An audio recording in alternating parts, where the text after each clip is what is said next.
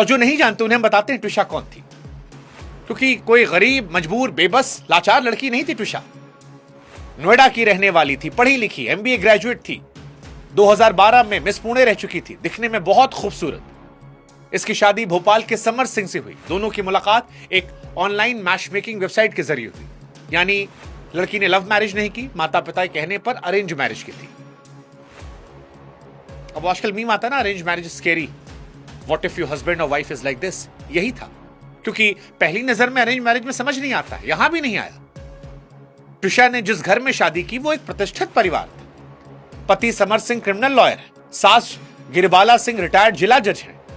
ट्विशा के भाई खुद इंडियन आर्मी में मौजूद है, और इस फौजी परिवार को लगा कि जब कानून के जानकारों के घर बेटी दे रहे हैं तो सुरक्षित रहेगी।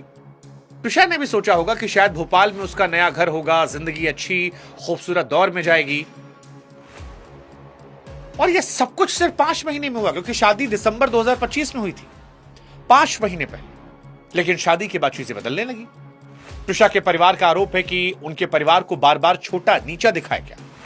उन्हें एहसास कराया गया कि आप लोग हमारे स्टैंडर्ड के नहीं हैं।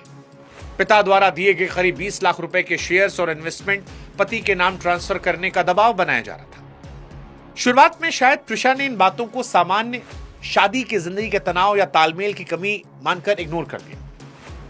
क्योंकि कई बार ऐसा होता होगा या होता है कि शादी के बाद लोग कुछ तकलीफों को रिश्ता निभाने का हिस्सा मान लेते हैं, और माँ बाप भी कहते हैं कि थोड़ा एडजस्ट करो। सबके बिहेवियर अलग होते हैं, घर का रूल रेगुलेशन अलग होता है, जब तक बात बहुत देर ना हो जाए।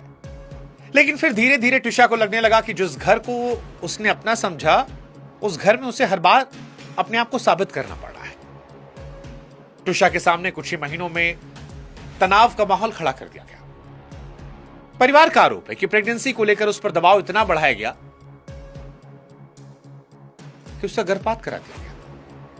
इनफैक्ट ट्विशा के कुछ टेक्स्ट वायरल हो रहे हैं जिसमें ट्विशा कह रही है कि मुझसे पूछा गया कि किसका बच्चा है,